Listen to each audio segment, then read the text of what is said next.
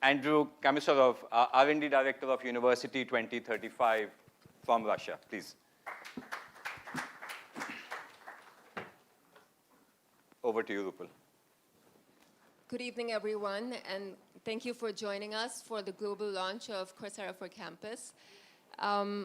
Now that Raghav, Jeff, and Shwetab have talked a little bit about the vision and the product, let's actually spend some time hearing from our leading lights, the institution partners, on what exactly are we doing on Coursera for Campus. You know, when you walk into the Coursera offices in California, there's a similar blue wall, and the words that are written on the wall are as follows. We envision a world where everyone, anywhere, can transform their lives by accessing the world's best learning experiences. So with that in mind, it's an honor to really hear directly from our partners what are the transformative experiences they're creating on campus and beyond. Starting with Matthew at Duke, Duke being one of our first... So cool, man. Hindi, like fluent Hindi. Duke being one of our first Coursera for Campus partners, we'd love to hear a little bit more about your journey. Tell us about some of your highlights. Sure. Thank you, Rupal, and thank you for being here today. This is incredible turnout for this event.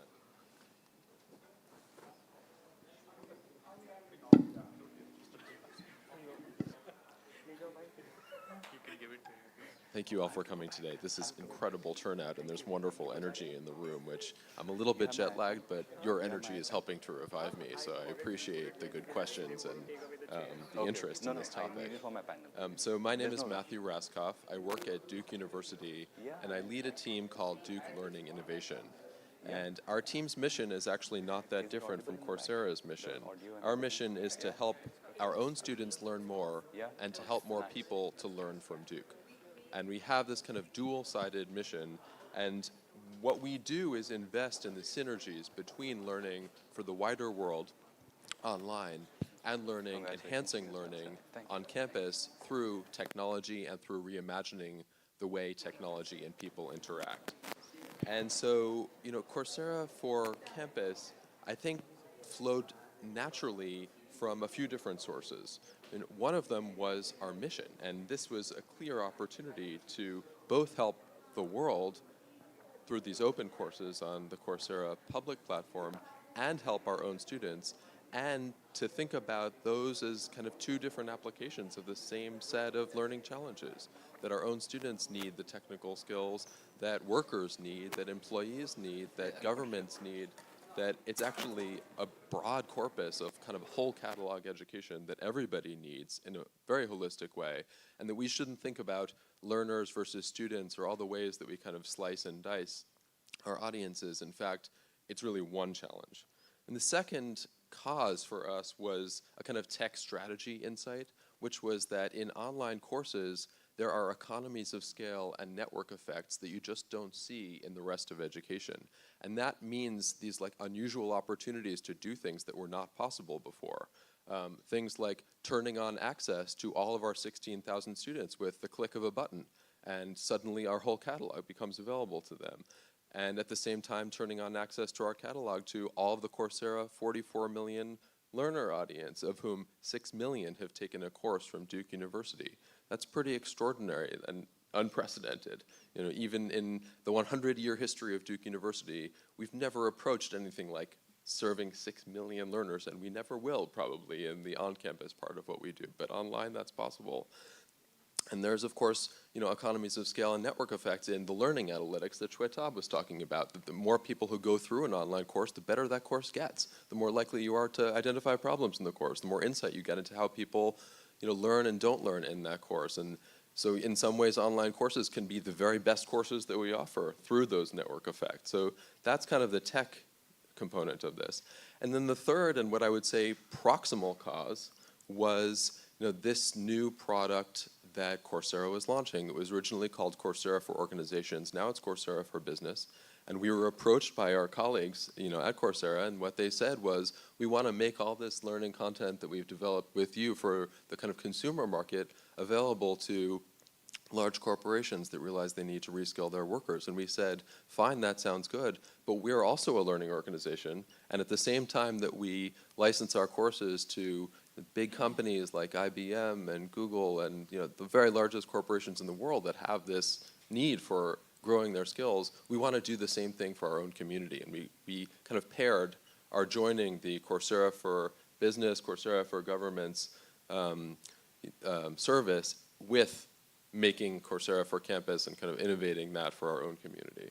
So those are kind of the three causes and three kind of like, fundamental and proximal causes that brought us to the moment of Coursera for Campus, which is now nearly 2 years ago. And it's very exciting to see, today this is now becoming a product and it's launching in India and worldwide. Thanks, Matthew. And then going from there and taking your journey and 6 million learners, and as we're talking about going to scale here in India and kind of reading the emotion and questions in the room, let's bring it to you, Dr. Mantha. You've had an incredibly deep set of experiences in higher ed in India. You were the chairperson of AICTE as well as leading various universities, and now you're at KL.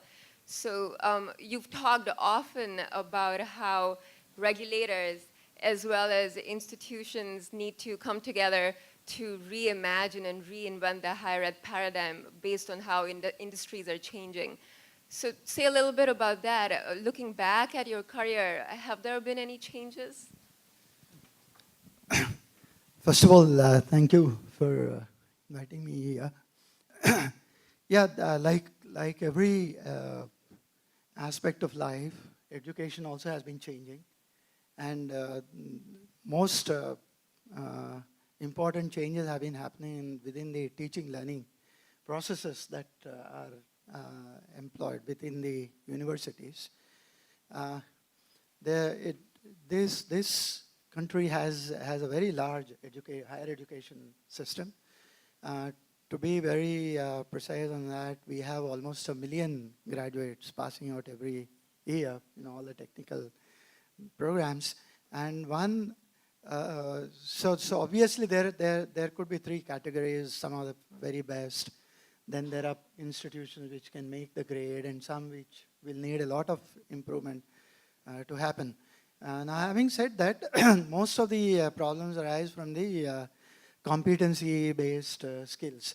And there are a lot of teaching, learning that happens. People are experimenting with different ideas and different pedagogies and so on.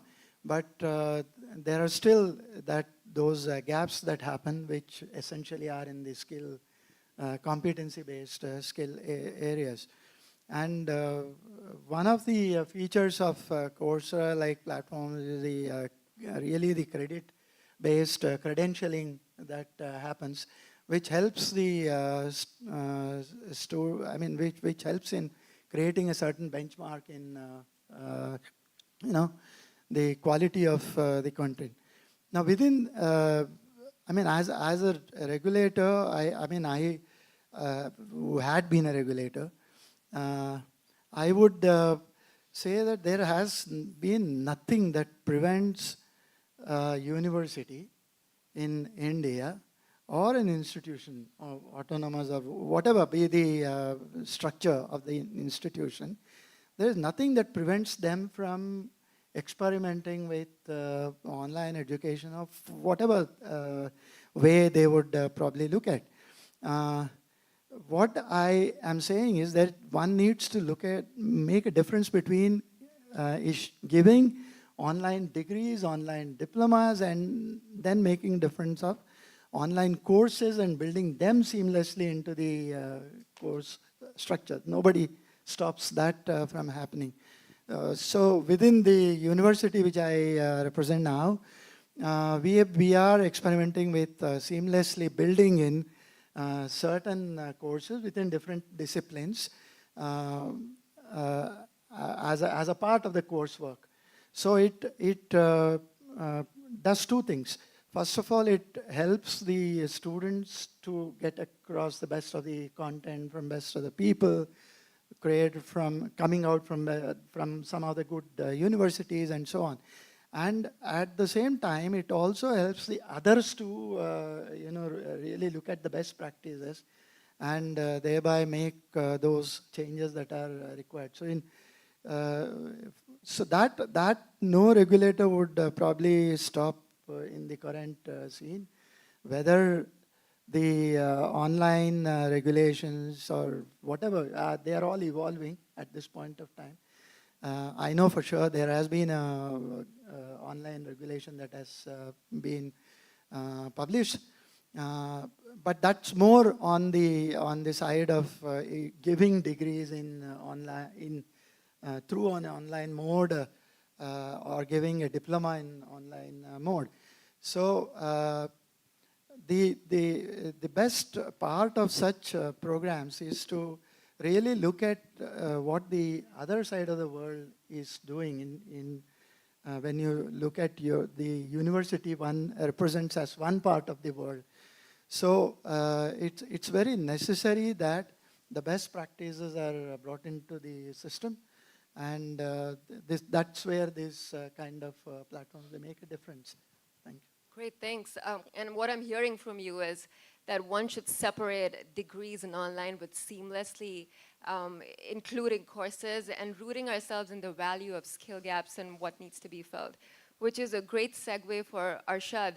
Arshad, I know that as an original land-grant university at Illinois, the idea of Coursera for Campus for you is very rooted in the idea of access and development. So say a little bit more. Thank you. So first of all, thank you for this opportunity to speak in this forum with many of the colleagues here with similar institutions. University of Illinois and Gies College of Business, we've been in existence for about 150 years, 200 years respectively.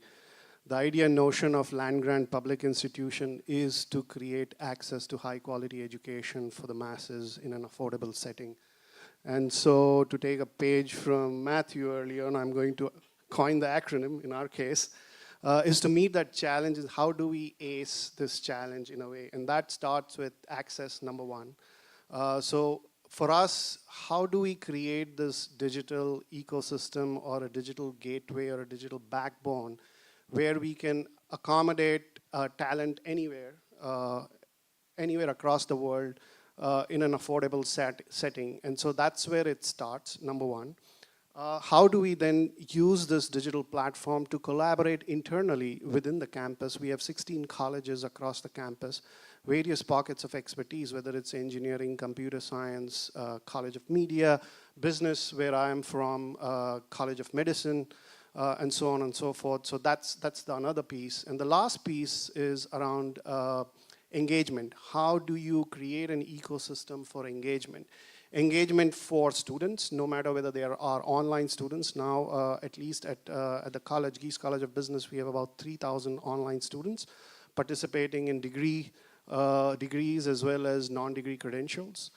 So how do you engage students? How do you engage faculty with those students? How do you engage our alumni?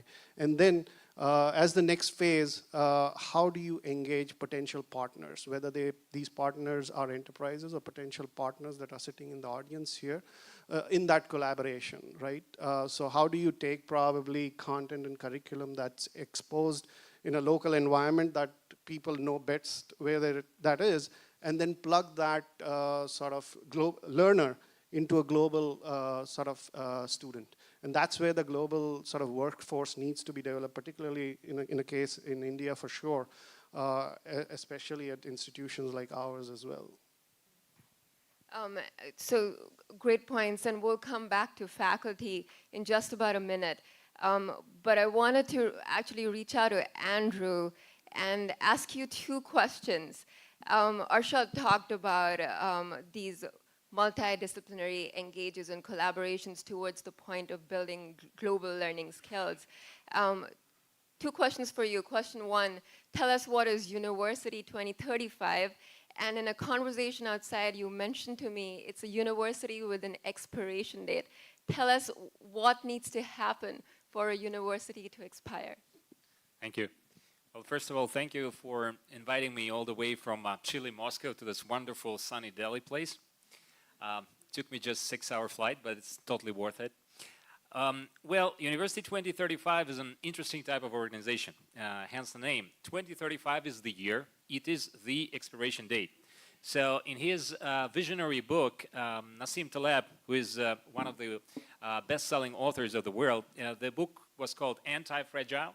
He said that it would have been great if a university, if a given university, would have had an expiration date, so they would also have KPIs, they would also have a mission, and we would see whether or not this particular mission would have been fulfilled up to this particular date.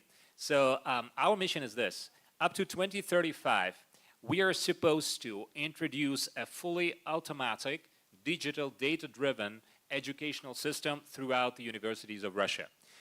Russia is a pretty extensive country, as you might know. We have almost the same number of universities as in India, and we also do have about 1 million graduates per year. So we are very, very similar.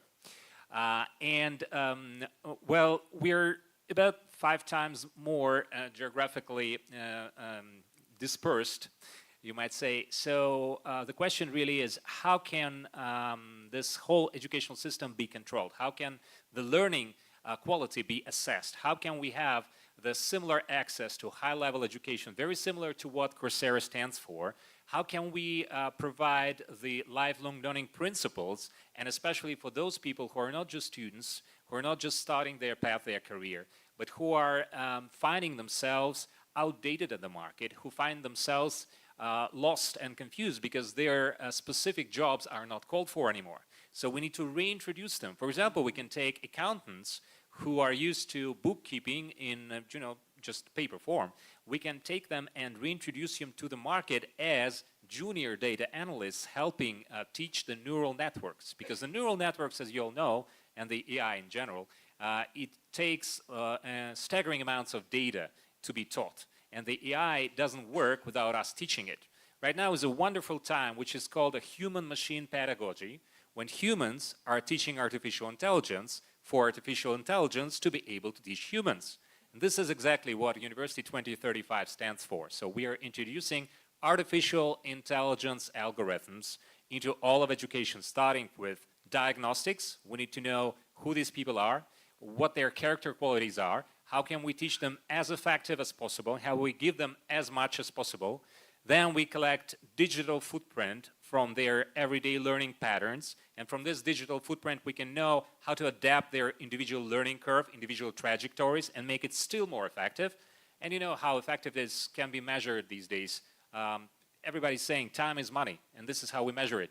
The faster we can create this transfer from a state of where we are now to a state of specific activity, a specific work, the faster we can reintroduce a person into this new digital-driven market, the more effective our education is. So this is what we basically stand for, but not only in Russia, also worldwide, hopefully soon in India.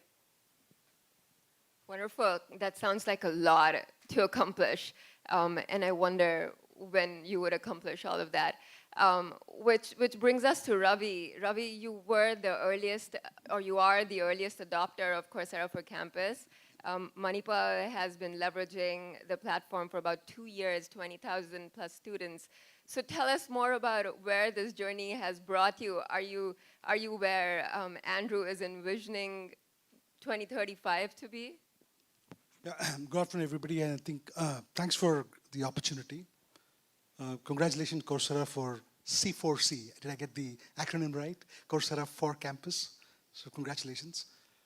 I think this journey actually began 2 years, while you know of 2 years, it actually began much before that. So when we were drawing out the strategy for the universities for the next 5, 10, 15 years, and we've done a study saying that, look, how is the student of the future going to look like? And one of the things that we realized was, it's not about somebody coming into a campus for 4 years, or maybe +2 for post-graduation, and going out. I think we understood that, look, what we are actually going to deal with is going to be what we call as the lifelong continued learning, right? So we realized that, look, the faster we inculcate the habit of self-learning in the students, the faster we kind of tell the students that, look, you guys are going to be accountable not just for these 4 years or whatever, but right through your careers, right through your growth and career development. You're going to be responsible and accountable for yourself. Nobody else, and if there are L&D people in the room, please pardon me saying so, the L&D department or the HR department is not going to be responsible for your career growth anymore. And if some of these things have to happen, we realize that, look, it is very, very important for the students to be, the habit of understanding, doing self-learning, going out there and all of that. And that was around the time that MOOCs was coming up and Coursera was just about beginning. They had some other things going, but not the campus part of it. The other thing that really hit us was, look, end of the day, a student, gone are the days when I'm an electronics engineer by profession, but gone are the days when I can just do 4 years of electronics engineering and come out. I definitely want to possibly pick up a German language or a French language. I definitely may want to pick up how to play the guitar. I definitely want to possibly, and I've done that course myself, if some of you, how do you learn? So for example, when I took the Coursera course on how do you learn, I realized that maybe I've gone through all my 30 years plus, 40 years plus, without really understanding how to learn and how to, make an impact. So we also wanted our students to be well-rounded, holistic, well-developed, sure of themselves, accountable for their growth, and at the same time, also try and do their curriculum and the regular work. And while we were doing all of this, we said that, look, we were very clear that over the next 5, 10, 15 years, UGC, AICTE would definitely come up with not just 20% of the curriculum being online blended. We clearly foresaw that that percentage is going to possibly go up. And I know that we have these teaching institutes and the research institutes coming up in the new UGC policy. And I think what we thought of 3-4 years back actually is bearing fruit. So in a sense, we were already thinking in terms of identifying a partner to work with in the MOOC space.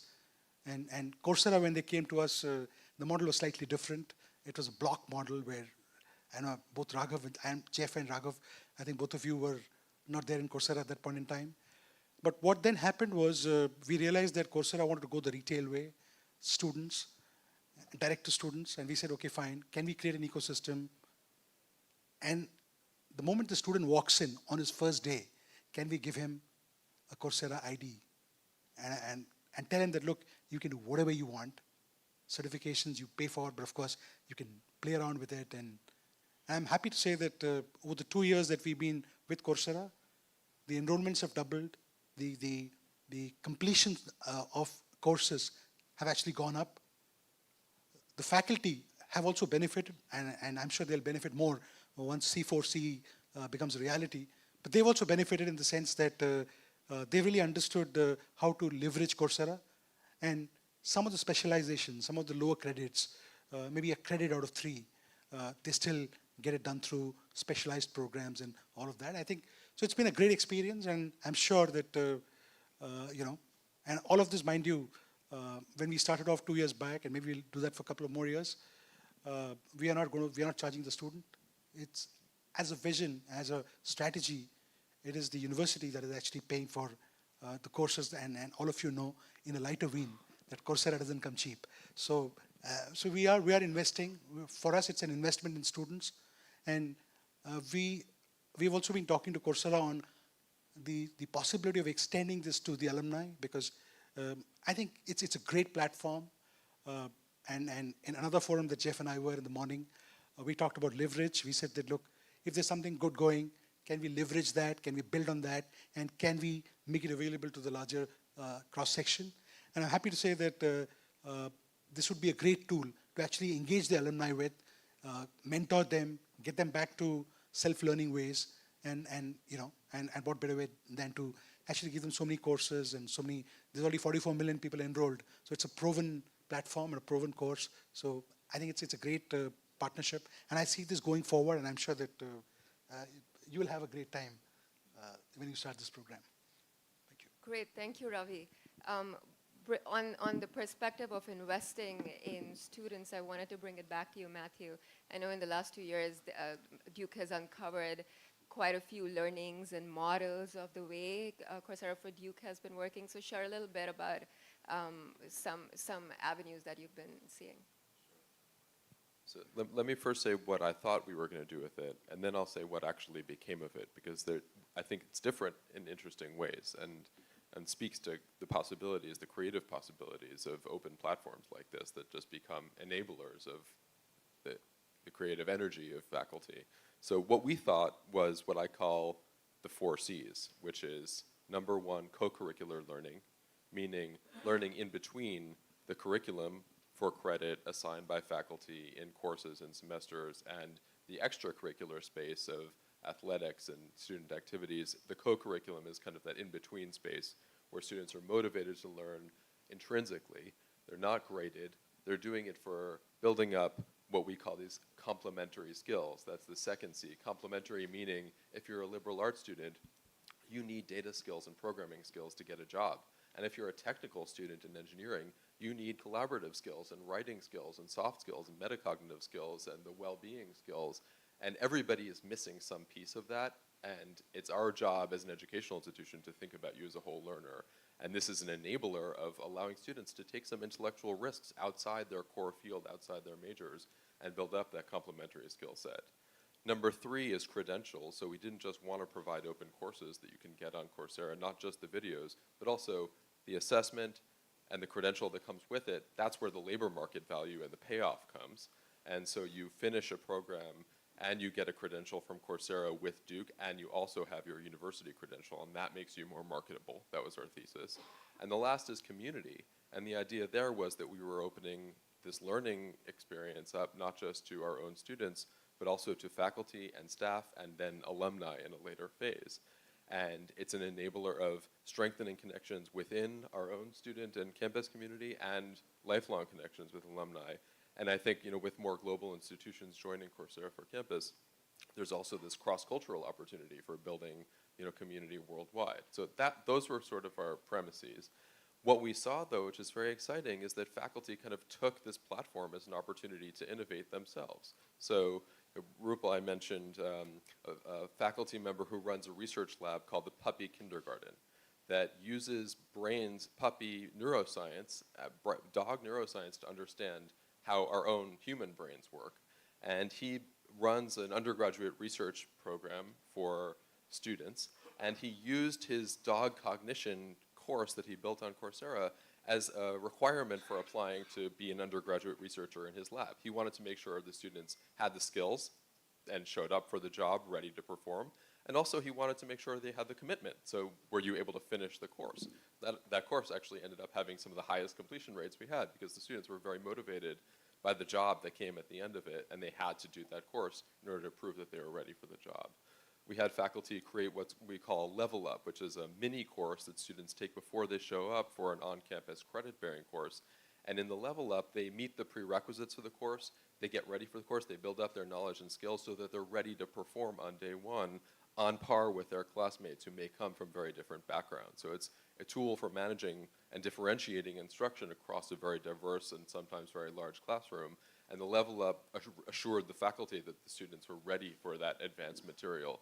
And what we found in surveys of students and faculty was that the Level Up really did give students more confidence that they would be able to perform well in the class, and it gave the faculty more confidence to do more advanced topics in the formal class because they knew the students had met the prerequisites effectively. So, there's what we thought, and then there's what's become of it, and to me, that's part of the excitement of, advancing the frontiers of technology, that you build this kind of canvas for creative colleagues to work on and to paint on. And I think we've only begun to see the possibilities of all the hybrid models of technology and people working together to help people learn.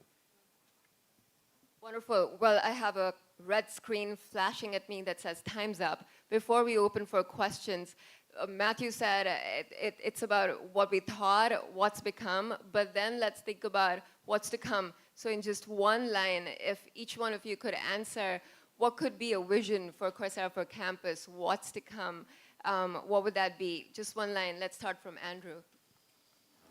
Okay, I'd say that the next step or the vision for Coursera for Campus would be an ecosystem, like a gentleman mentioned, an ecosystem based on individual learning curve connected into a complex network of competency competency because we don't have any professions anymore.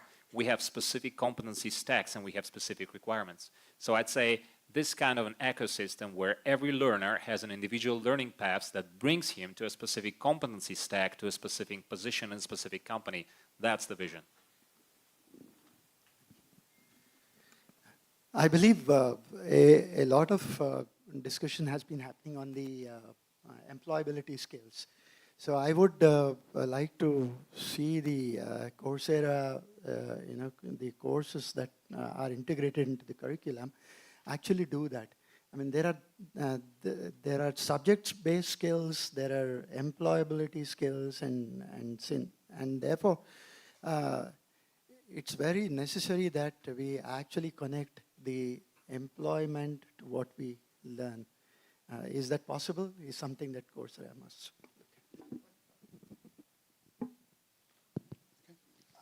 I've written down something. Sure. I anticipated this question, I think. So for me, Coursera for Campus needs to blend and become an integral part of the university learning ecosystem with a very clear outcome impact for existing students, faculty, and alumni. So I think the key word here is the ability to blend with the university ecosystem. So I don't have any written notes. But I'll stick to the ecosystem for engagement. I think having a digital sort of infrastructure and a gateway opens up access in many ways that we have perhaps not thought of or opened our minds to. And so that is the first step I would engage people in doing so. And the second would be let those connections happen between the students, between the faculty, your own employees, your staff, alumni, and collaborative partners, whether they are institutions or corporate partners, and let those foster and that be the ecosystem of engagement that we think of a digital backbone such as the Coursera for Campus. I think I've already. Okay. Well, wonderful. Maybe we spend 10 minutes on questions, if there are any. 5 minutes on questions, sorry.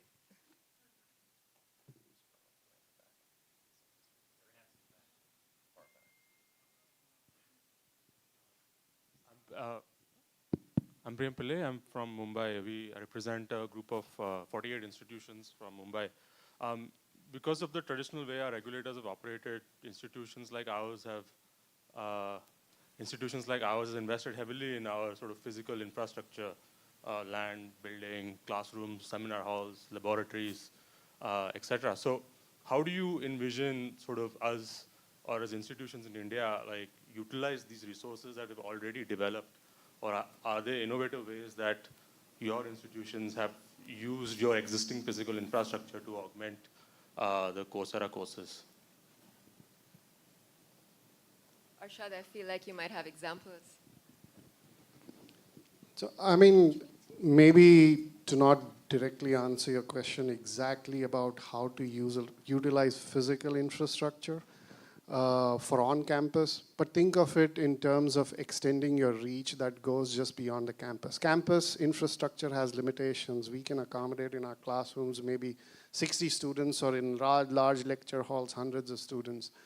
But at the end of the day, we are investing in infrastructure or in people for the sole goal of broader, larger impact that we can have at a large scale.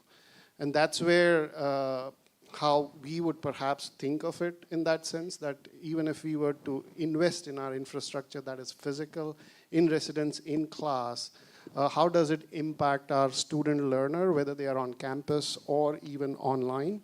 To the point of, and to echo Matthew's point of view, the faculty that get involved in online teaching in particular, then they bring it back to the classroom in various ways, whether that mode could be calling, flipped classroom, or in our case, in a specific example, we literally have on-campus MBA students who partake in live engagement and live sessions with our students who are in our online MBA, the IMBA program. And then he goes and kicks it off by directly physically engaging with them and ends it with a debrief with them. So that's another way that students on campus are being integrated with learners online, while the faculty also blend their teaching between online and in residence. Maybe one more question. Sure.